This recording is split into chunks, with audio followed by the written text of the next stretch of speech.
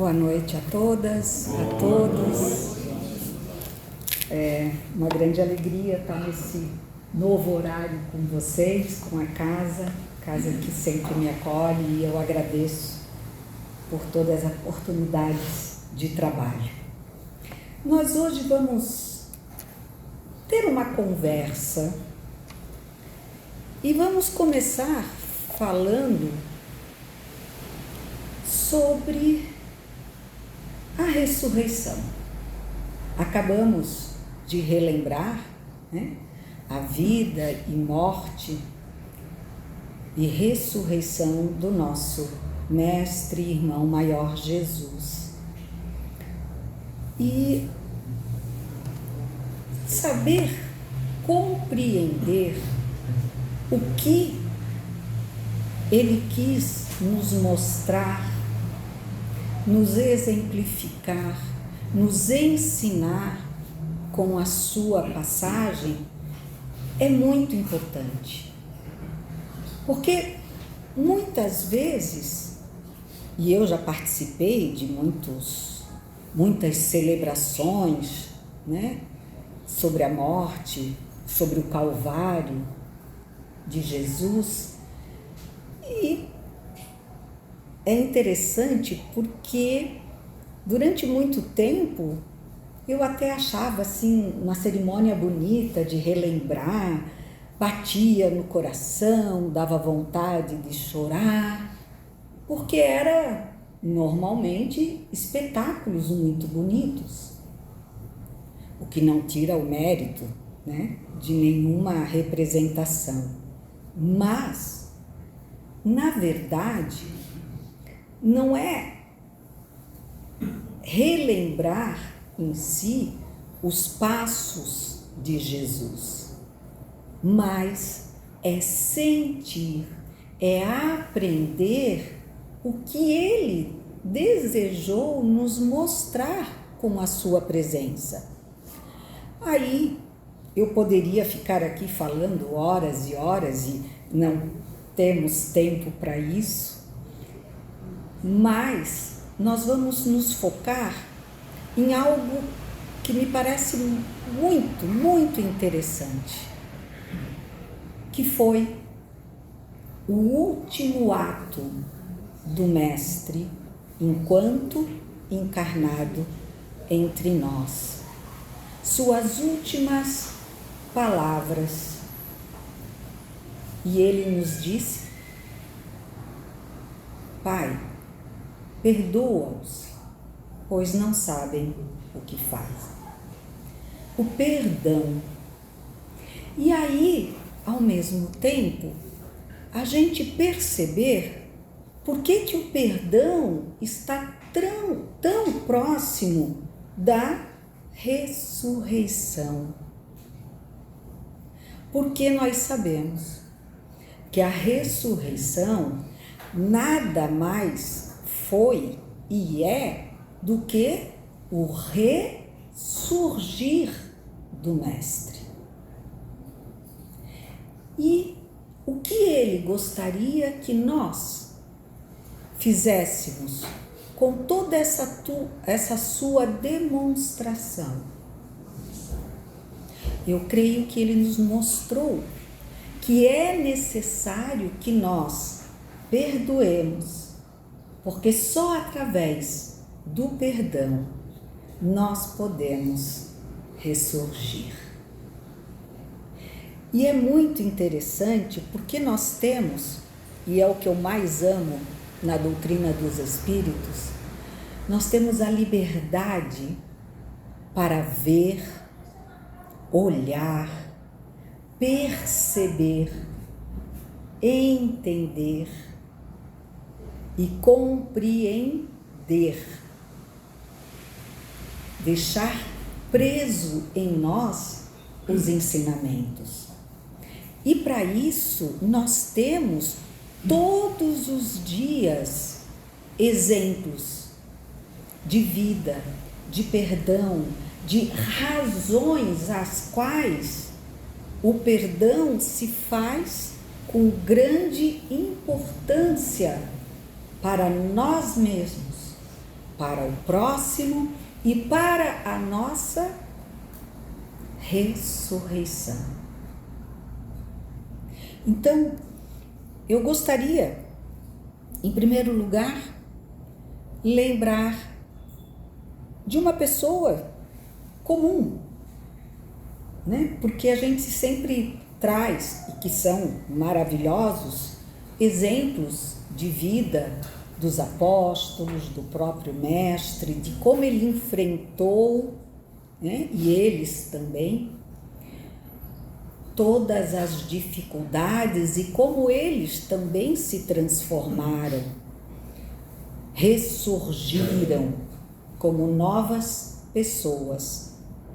Mas, antes de ressurgir, como eu estava falando, nós precisamos ver a importância do perdão.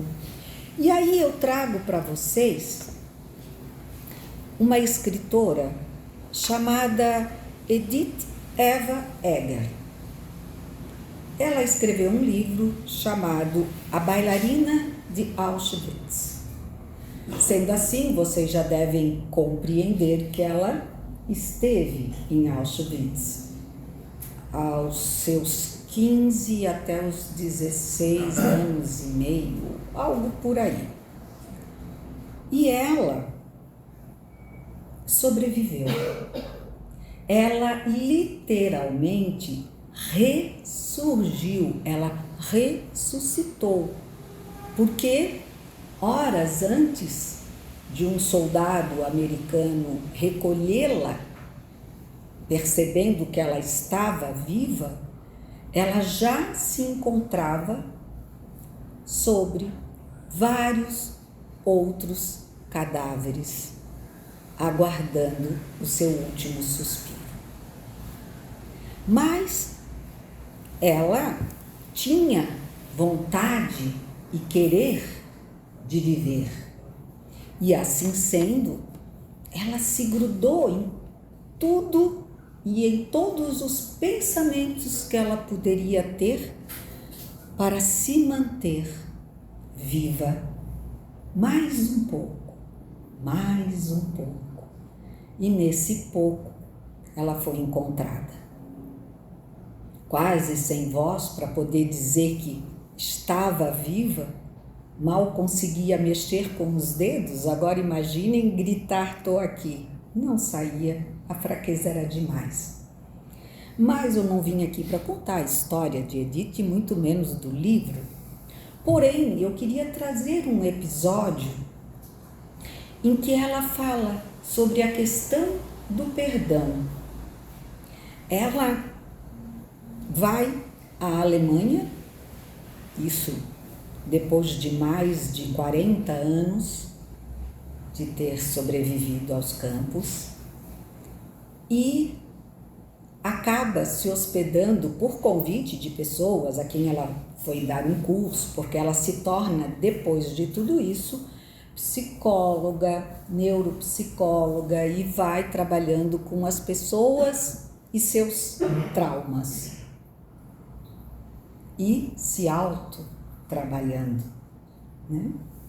Então, ela, coincidentemente, acaba ficando no hotel e dormindo na cama em que um dos engenheiros, amigos de Hitler, costumava ficar no quarto dele, na cama dele, no hotel que se fez residência de Hitler, aonde ele, como ela conta, ficavam junto de vários outros, umas 15 pessoas mais ou menos, numa certa sala deste hotel, analisando quantos seres humanos eles poderiam incinerar em um forno de uma só vez. E ela lembra que ela teve então que superar e superar, porque era muito forte estar naquele lugar. E ela então, ainda como se não bastasse estar naquele quarto de hotel, na cama onde Joseph Goebbels dormia, ela foi caminhando até a casa aonde Hitler morava, muito próximo a esse hotel. E ela escolheu se libertar. Ao ver a casa, ao pensar sobre tudo que ela havia passado, ela resolveu dizer: eu te liberto. E ela libertou o Hitler do seu pensamento, das suas dores, dos seus medos, e se libertou do próprio medo de estar indo ao encontro de suas lembranças. E ela diz: estou viva, o riacho gorgolejante fala, eu consegui. Uma música triunfal me invade, abrindo caminho para fora do meu coração, para fora da minha boca e para o céu acima e para o vale abaixo. Eu te liberto, grito para aquela velha tristeza. Eu te liberto. E aí ela ainda cita, quando ela vai fazer uma explanação aos sacerdotes, aos quais ela foi dar um curso básico de, poderíamos chamar, atendimento fraterno, onde ela ensina os sacerdotes a como escutar os irmãos, a maioria soldados, né, que traziam traumas naquele período já de outras guerras. E ela cita então uma frase que ela aprendeu quando era criança em latim, que dizia: tempora mutantur et nos mutamur in illis. Se alguém souber latim melhor do que eu, quiser proferir, não tem problema. E ela diz: digo aos capelães quando faço minha palestra na manhã seguinte. A frase diz: os tempos estão mudando e nós estamos mudando junto. Peço que façam uma viagem comigo para 40 anos antes, para a mesma vila nas montanhas onde estamos agora, talvez na mesma sala. E aí ela repete, quando 15 pessoas muito educadas analisaram quantos seres humanos podiam incinerar em um forno de uma só vez. Relembrar o passado, ele só tem utilidade quando nós o vimos como aprendizado do que seria bom repetir e do que seria primordial deixar lá atrás. Superar, continuar, renascer, ressuscitar das nossas velhas lembranças. Quando se tem a perspectiva de se libertar, é necessário manter a esperança viva em nossos corações. Eu me lembro que algumas pessoas me perguntaram várias vezes: mas Jesus sofreu tanto na cruz? Por que Jesus sofreu?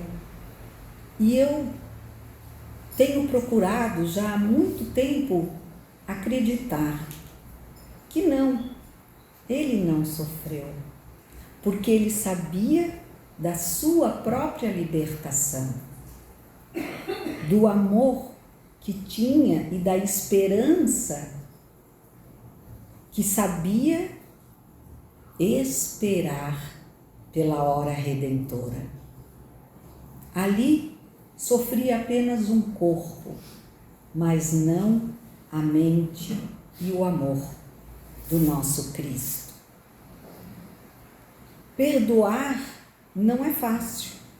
Ela fala também, mas ela diz que é muito mais fácil guardar rancor. É tão interessante, né? Porque a gente parece que muitas das vezes procuramos relembrar as nossas dores como vitimização ou como frente ao sentimento estranho de ser feliz, ou porque não aprendemos a ver o que existe de bom em cada amanhecer. Quando não compreendemos que ressurgir toda a manhã para um novo dia é aceitar um novo recomeço, no sentido de que o que eu não fiz ontem já foi. Hoje eu vou procurar fazer. Muitas vezes nós nos perdemos nos caminhos do passado, sem perceber todas as possibilidades e os caminhos que estão à nossa frente. Só que nós precisamos perdoar. E ela, que não é espírita, diz: por que perdoar? E ela complementa: isso não tira a responsabilidade de Hitler pelo que ele fez? Conto sobre meu querido Lacey Gaslin. Aí ela entra com uma outra história dela e de um amigo que sofreram muito, e ele consegue recomeçar a sua vida quando ele realmente deixa Hitler para trás. Naquele momento, para ela, isso ainda era muito difícil. Os dois estavam recém-saídos dos campos de concentração. E é claro que a gente ainda tem muita facilidade em odiar, em querer vingança, em desejar que o outro sofra aquilo que nós sofremos. Porém, quando buscamos vingança, nos diz Edith, mesmo a vingança sem violência, estamos revolvendo e não evoluindo. Estamos parados, mexendo nos sacos do lixo antigo. Aí imaginem como deve ser agradável, né?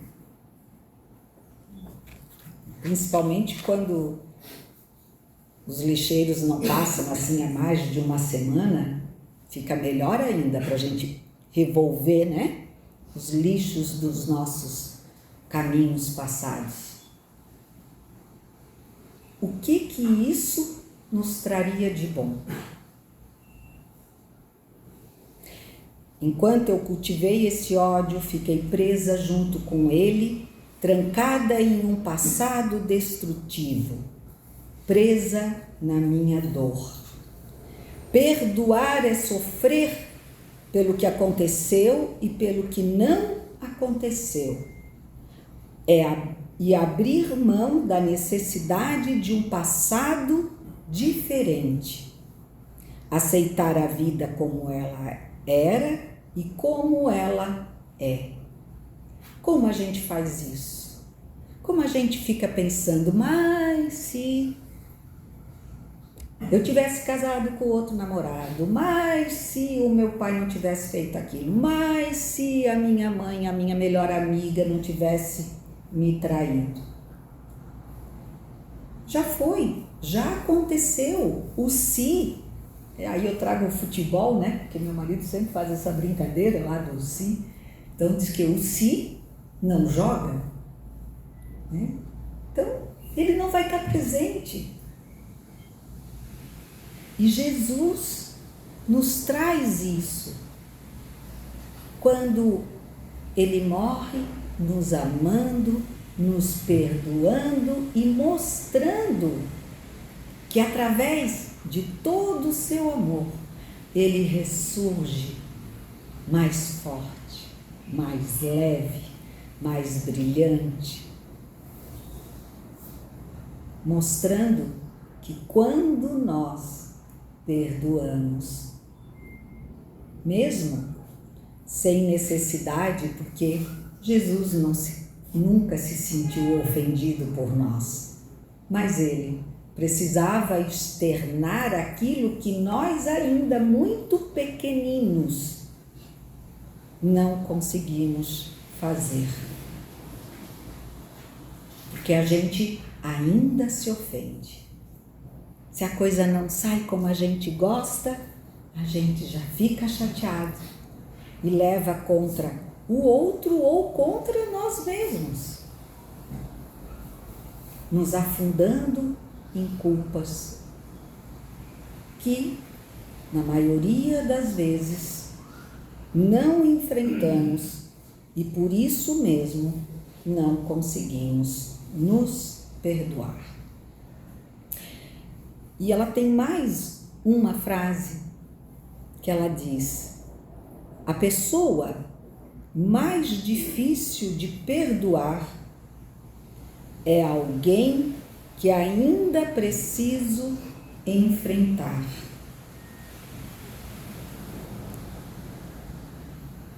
Ainda não sei que ter perdoado Hitler não é a coisa mais difícil que farei na vida, mas a pessoa mais difícil de perdoar é alguém que ainda preciso enfrentar. E não foi Hitler. Eu mesma, disse Edith. É uma pessoa comum, alguém que sofreu e que escolheu viver, não apenas ser uma sobrevivente. Ela escolheu viver todos os seus momentos, tudo que lhe era feio, que ela conseguiu transformar em belo. O próprio caminho que a levava à casa triste de onde Hitler se foi, ela conseguiu ver as flores, as matas, até o cantar do riacho. Tenho certeza que Jesus gostaria que nós compreendêssemos o quanto temos de capacidade para colorir aquilo que por algum momento pareceu cinzento. Porque quando nós nos sentirmos amados na proporção que o nosso Pai nos ama, quando nós compreendermos e nos sentirmos amados pelo Cristo que veio até nós nos ensinar a viver e a nos mostrar o seu imenso amor, nós conseguiremos e conseguimos sim dar cores à paisagem cinzenta e até criar novos quadros coloridos, iluminados na nossa vida. Como se não bastasse falar de Edith, que se transformou, que renasceu, que ressurgiu, nós temos ninguém mais, ninguém menos do que Paulo de Tarso, que através do amor do Cristo, ao compreender o quanto ele confiava naquele que o levou para a cruz,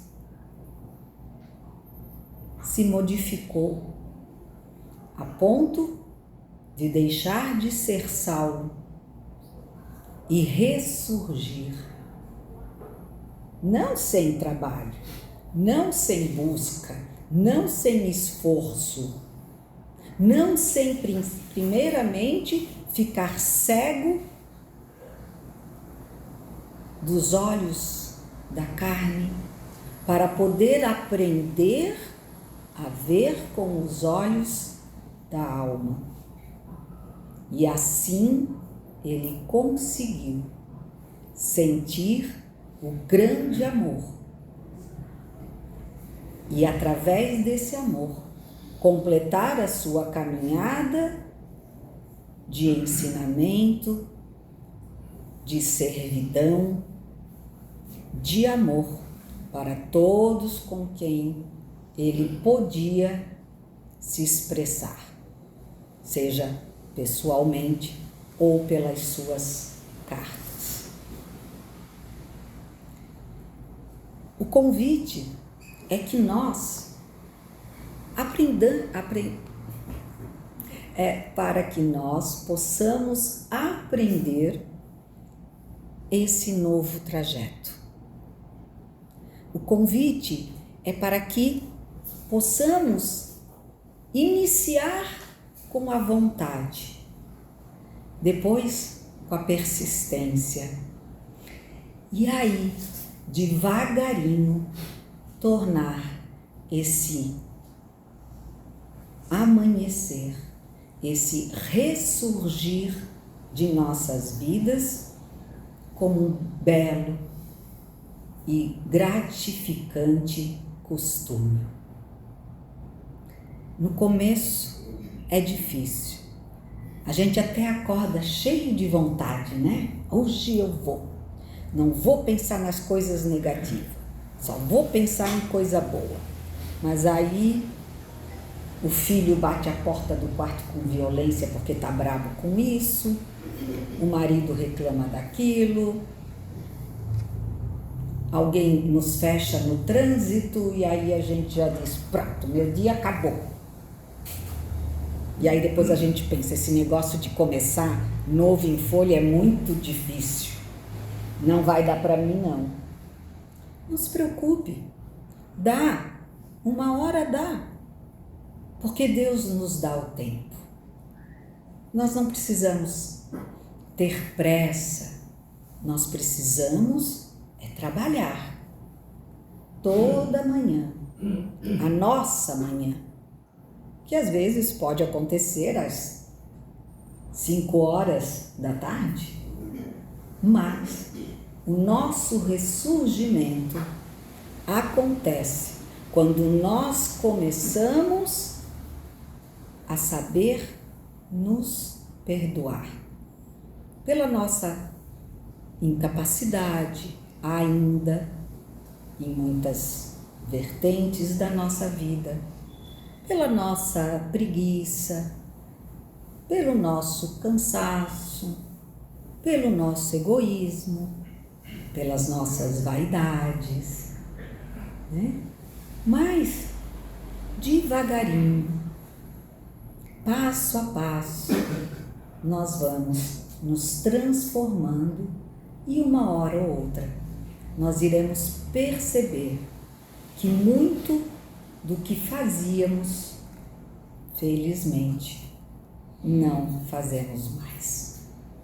E essa é a experiência que eu trago hoje para vocês, o exemplo do Mestre, mostrando o poder da sua superação ao ressuscitar, nos mostrando que para isso, perdoar é a melhor forma de atingirmos a transformação que necessitamos e tanto desejamos em nós mesmos e no próximo, e no nosso planeta azul.